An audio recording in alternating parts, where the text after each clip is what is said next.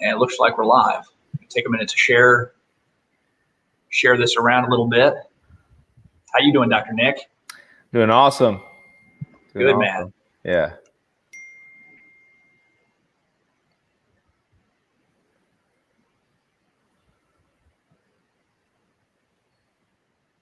All right. For those just getting on, we're sharing this. We're sharing this around some of our pages here, so people don't miss it. All right, I'm good to go. You good to go, Dr. Nick? I'm ready, man. All right, man. So, guys, Dr. Casey Pride, Dr. Nick Barnes here, and we're excited to get back together. A whole lot of stuff's happened this week, and Dr. Nick and I just like to get together and just kind of recap it. It seems like information is changing by the minute, by the hour, by the day, by the week, and so much change in a short amount of time in our country right now, it feels like. And Nick, I know you've seen firsthand a lot of stuff going on in St. Louis, especially with some of these protests. You want to talk about that for a minute? Yeah, so I mean, this week's been wild, as you said, just with a lot of new things coming out. Literally, COVID stuff changing by the hour, and really the biggest thing that we've noticed here in St. Louis this week is the peaceful protesting has been really awesome and successful. And of course, there's some violence that's been going on and some looting that's been occurring, which is of course not awesome, and it's heartbreaking. And so, for all the people out there who've been affected by the killing in Minnesota, my heart breaks for you guys. I know Dr. Casey's heart breaks for you guys. We know that there's an immense amount of injustice that is still present, and probably more illustrated now than ever with social media. And so there's just been exposure after exposure, more often than we probably even know. And so our heart breaks for the people that have been shown injustice, who are currently experiencing it. And I know that you have patients. I have patients of all different minorities. And so I have no idea the level of perception or what your life looks like, because I don't know what your perception looks like. I don't know what your generations of trauma and stress. We can't speak to that, but we can speak to that.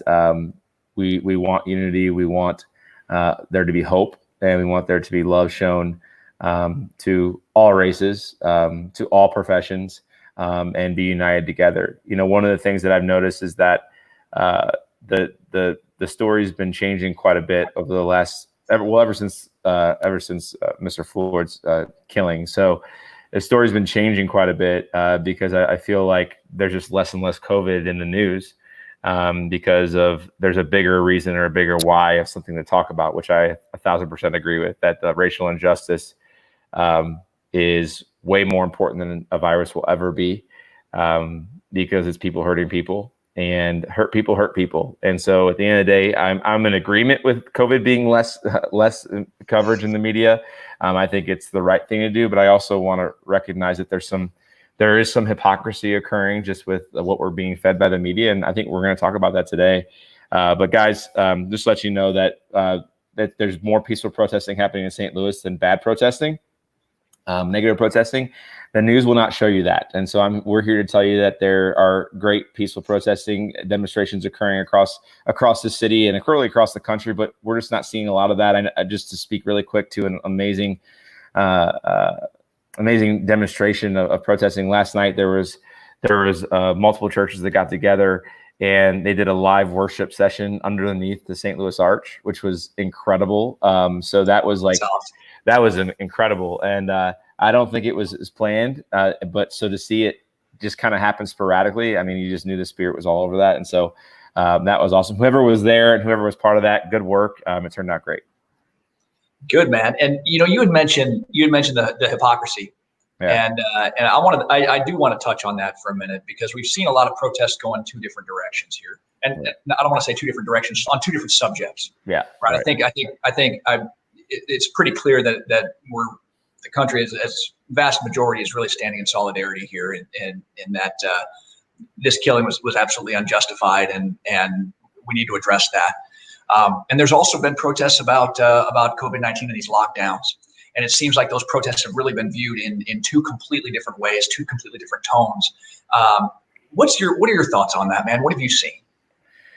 Yeah, I mean, I think one of the things that, as we discuss COVID, and I'm sure there's going to be some other drama, chaos in the news in the future. I think we got to step back and say, like, is there hope in the message? Does it make sense? And be okay. I think we have to be okay with questioning what we're being fed by the media. I think the more questions we ask, the more we understand other people's perspectives, I think. And, candidly, we've had a handful of patients who have been really fearful of COVID and their health, and maybe the people they're taking care of's health. And I 110% agree.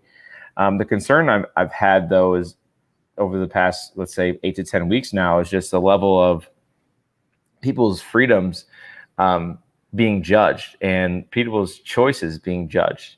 And as we see more and more of the medical research coming out, I mean, it's pretty evident that what we've been fed and told by the media is changing by the day. And really, I think it's getting back to more of the normal that we're used to, but we still have pockets of fear and concern. And at the end of the day, we're not going to judge that person or that family or that business for that. But I think the problem is when we start to see the judgment of people who aren't following in line with what the media is telling them. That's the concern I have. And just from a protesting perspective, and what the news was saying, a month ago, to what people are saying now when it comes to social distancing and the laws or the guidelines. I mean, listen, guys, 4 to 6 weeks ago, police were arresting people on the beach. Police officers were told to go. They were told to do this. It probably wasn't even by their choice, but they were told to go stop any form of congregation of people over 10, 50, 100 people. And so churches had to be canceled. I've heard of pastors being arrested and reprimanded. Weddings are canceled. All these things are canceled of multiple people. But then when you look and see, like, the protesters, there's hundreds, if not thousands of protesters shoulder to shoulder. And it's being supported by the police officers and by the law, which that's awesome. But don't we have to question, like, the hypocrisy that 6 weeks ago, pastors were being arrested, churches couldn't open, weddings were being canceled, don't see your friends for your birthday, but now we're all in front of Target. Like, I don't know, have the answers, but how do we not ask more questions? That it doesn't make sense that it was one story that 6 weeks before, now it's a whole different story. And the reason is it's a bigger why, it's a bigger purpose, and they're not worried about the virus. They're worried about standing up and having a voice, which I 1,000% agree. But can't we question what we were fed for the last 6 weeks? I think we should. Yeah. And, like we've always said, every time we do one of these, is we're not here to tell you guys what to think. No, we're here to give you more information, to sort of challenge the way you're looking at things, challenge you to dig a little bit deeper and use that information to make better, more informed decisions. And this is just like that. We are all for making your voice heard on whatever subject it is, and nobody should be getting arrested for expressing their opinion and peaceably assembling like that, no matter what it is that you're assembling in favor of or against. In many cases, right now it's the killing of George Floyd. A few weeks ago, it was small business owners and people who have been hurt by these lockdowns. And it's just amazing to see the difference in how it's been portrayed and how they've tied COVID in and the risk of infecting other people in. Yeah, it's been very different. And that makes me ask some much deeper questions about what we're being told and the agenda that exists in the media. Well, and a side note, I just want to interject there. I don't know if you saw this on the news, but on Fox 2 News, it was a local station here in St. Louis. They posted first thing yesterday morning. They posted that they tested Mr. Floyd for COVID, and he was positive for COVID-19. And so I think there's like, I don't know why they did that or why they had to publish that, but it's like, maybe it's their bridge for the next storyline. Like, I don't understand. But they even promote, they published it like that he was tested for COVID-19. He was positive. Like, what's the point at that? Like, why do people need to know that? I think it's just to bridge that gap in the media. And sadly, you're using his name in vain, right? I don't like that. Yeah. And I wonder if that got counted as a COVID death. Hopefully not. Hopefully they got CDC on him at least, right? So. Man. Anyway, let's do a 180 here, man. Kind of shake this one off here. Take it up. There was a new. I want to talk about this, and I titled the video after this because there was an article that came out.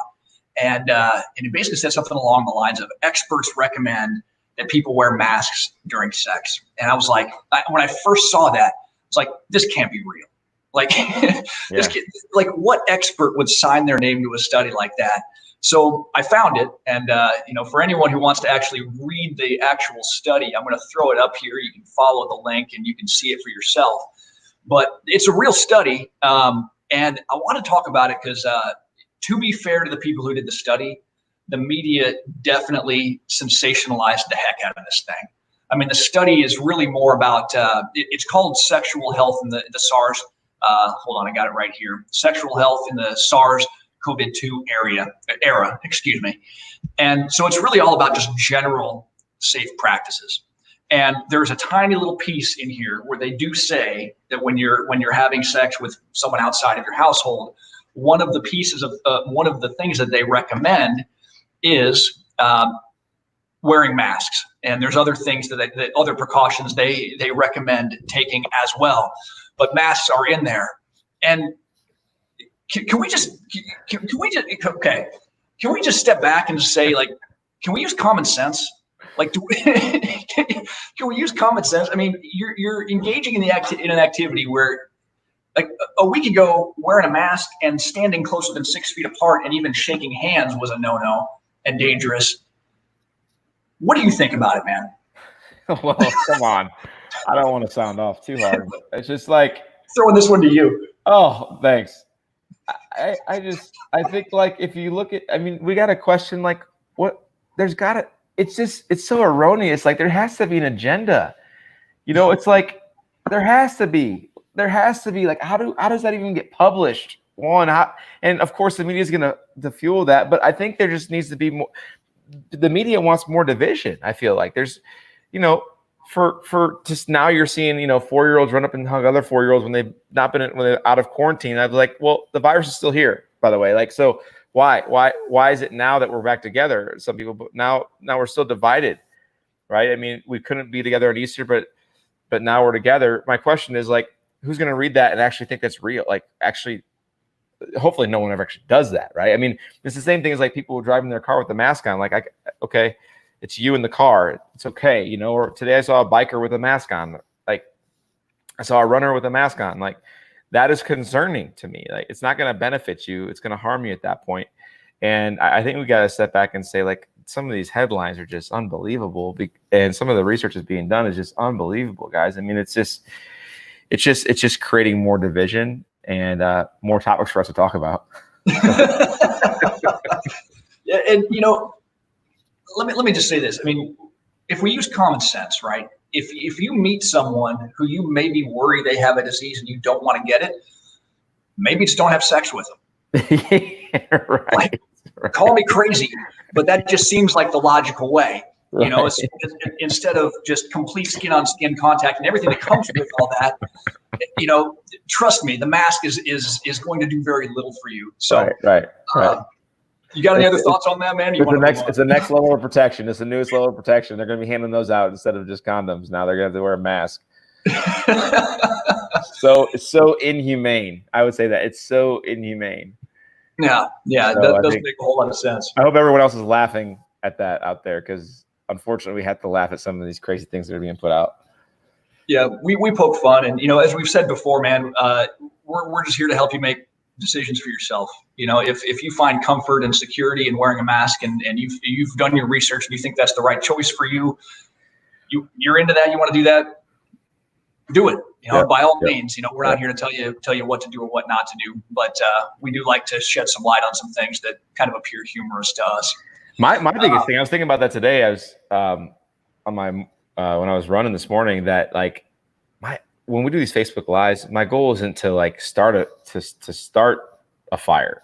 My goal is to like let's just bring some common sense to this and diffuse the fire. Like, let's like put some fire extinguisher on this fire, because right now, I mean, if we were to bring more and more fire, and more judgment, less hope, more judgment, more fear, I mean that's what's happening in our media. So we're trying to be counterculture from that and say, listen, no matter what choice you make, guess what? It's your choice and it's your freedom. Yeah. And try to understand that we don't know what someone else's life is like, right? I mean, we can't judge somebody for not wearing a mask because we don't know what they've had to go through. Maybe they were maybe they've been through some trauma, right, with a burglar, or and they have some PTSD with someone wearing a mask, like, or with them or themselves wearing a mask. Maybe that's their issue. Maybe they literally cannot breathe because they have horrible asthma with the mask on. Like, so the judgment's occurring way too often, way too frequently. I think we got to step back and just like be human and be like, you know what? We don't have all this figured out. And guess what? The people that are telling us to do things don't either. And we know that for sure. And so everyone's uncertain. Let's love each other. Let's be hopeful, but let's diffuse the situation, right? Let's not cause more fire, but let's just bring love, hope, and truth to it. And then you can take with it what you will. Yeah. And, you said it so well, man. That's so well said. And we've even seen how the WHO has come out and said masks are unnecessary in a community setting. In healthy people, they're not effective. There's no research to show there's effective. Then you have the CDC, another organization with a lot of authority saying, no, keep wearing masks, they're necessary. So there's this, just because there's a policy in place or the media is pushing a narrative, and there's this sort of illusion that there's this consensus about something like this, doesn't mean there actually is consensus, and doesn't mean there isn't room to have these conversations and have these important discussions and debates about really what the right thing is. And then at the end of the day, make your decision, live with it, and respect the decisions of others. Yeah. Absolutely. Yeah. That's good. Yeah. Man. That's great. Well, there's one more thing I wanted to touch on, because this is I think this has touched both of us in a very personal way. And recently this week, my grandmother, who's 94 years old, was just admitted to the hospital. And she's 94 years old, nothing related to COVID. She's in there for a different reason. And I'm out here in California. She's in Illinois, and I've been in conversation with my family, my brother, my sister. Do I fly home? What do I do? And we just got news that even if I go home, I won't be able to see her. We won't be allowed into the hospital. My sister had a conversation with someone at the hospital there, and they're just simply not allowing in. If they do allow any of us in, other than the person who admitted her, who's my uncle, who I'm glad he's able to be with her, we won't be allowed in, and she could lose her job for letting us in. And gosh, man, it's rough. I'm having a hard time with. I know you've had a similar experience as well, man, with your own grandmother. Do you want to touch on that a little bit? Yeah, I mean, my 93-year-old grandmother fell and broke her hip about 10 weeks ago, which is like the worst time to be into the medical system right now. And she was already in assisted living before that, but she went through about 6 to 8 weeks of intensive therapy by herself. No one can go visit her. My mother is a nurse, and she couldn't even go see her grandmother, and so or her mom, I'm sorry. And no one could see her, so she's alone. Her mindset started to slip a little bit, and the concern is just the fact that she couldn't see her grandkids, her great grandkids, her kids. And recently, she just came back into assisted living. She just had to be on a 14-day quarantine though, since she's came from another facility to this one. And the concern is that just this last week, just the level of hypocrisy there, where they said, well, you can help your grandmother, but you can't hug her. And I'm thinking, if I'm 93 years old, I can't hug my grandkid. I can't hug my great grandchildren. I can't hug my son or my daughter. I don't care what they say. I'm doing it anyway. And so, sadly though, just, her mind was slipping. And so there's just a little bit of mental weakness there. And so kind of thinking that they have her best interest at heart, which I believe they really do. But some of the stuff just doesn't make sense. Like, she couldn't come outside because one of our family members was in from out of town, and they said that he was highly contagious, which he wasn't. They just based it off his zip code. And so I think, just looking at how everyone was wearing a mask outside in 90-degree temperatures, and then they took it off within minutes because they couldn't breathe, seeing them not be able to hug my grandmother, and just thinking that's okay. It just blows my mind. Once again, the people that are at high risk with immune system issues, with elderly, I get it. I'm not saying to not be cautious, but what I'm saying is this, that pretty much her freedom of choice was taken. And that's a huge concern that I have, because if I'm in her shoes, I wouldn't be acting that way. I wouldn't have listened to them. I would have been like, my grandkids are going to sit on my lap. I'm going to go hug my grandkids. And that's just what's going to happen. So it was heartbreaking to see, just almost like brainwashing occur. And that's just, it's sad, man. Sad. Yeah, and it's tough because obviously my grandmother's not in there for COVID-19. I don't have COVID-19. I'm getting my temperature checked at the gym every day when I go work out, and I'm extremely healthy, and so I'm frustrated by it. And at the same time, though, I acknowledge that these men and women who are working the front desk at these hospitals and these nurses who have to enforce this stuff, they did not sign up for that. They don't want to have to be the person that tells the family members that they can't go see the sick or dying, family member in the hospital and turn them away. And so, my encouragement to those of you guys who might be going through something similar to what Dr. Nick and I are going through right now, please don't take it out on those healthcare workers. They're not responsible for that decision. They're doing what they have to, and they're doing what they're being told. It sucks, it sucks, and I'm sure it's something we need to talk about, and it's something I would like to see change. And we need to make sure that we're not taking anger and frustration out on the wrong people, because it's easy to do that, especially right now, when we're so high strung with these, with everything going on with the protests and everything going on with the lockdowns. It's really easy for that venting to come out at the wrong person who doesn't deserve it. Right. Absolutely. Yeah. Well, you got anything else, Dr. Nick? Man, I'll tell you guys that I think we just have to be more tolerant of each other's choices. Even though you may feel harmed or you may feel at risk, I think we have to understand that we are going to get back to normal to some level. And I'm hopeful because I went out to eat a couple times this week. That was amazing. I went out to a restaurant and I saw people not wearing a mask, which was great. And guess what? They were cheersing and they were high-fiving and hugging and giving each other's handshakes. And so I think it's out there. I think it's coming back. And for the people that are still fearful and locked down, guys, listen, to each his own. And I love you for that, sticking to your truth, and understand that your foundation has to be strong. And the only way that Dr. Casey, myself, other doctors, our patients' family members, it can build a strong foundation is if we seek truth and ask more questions without judgment, following them. And this is really weird, but listening to somebody's answer before having your answer already ready to go, right? And so I think we're not seeing that in the media. I don't think there's no one to really look up to from a leadership perspective. I don't think there has been for a long time on how to actually communicate effectively. So I think we have to step back and take responsibility for what we do, how we perceive things, and how we communicate with each other. Yeah, exactly.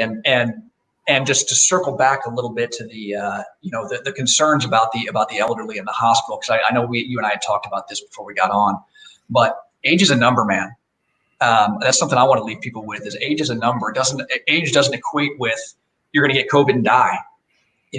As you get older, obviously your health choices that you've made your whole life catch up to you, and you're higher risk for different diseases.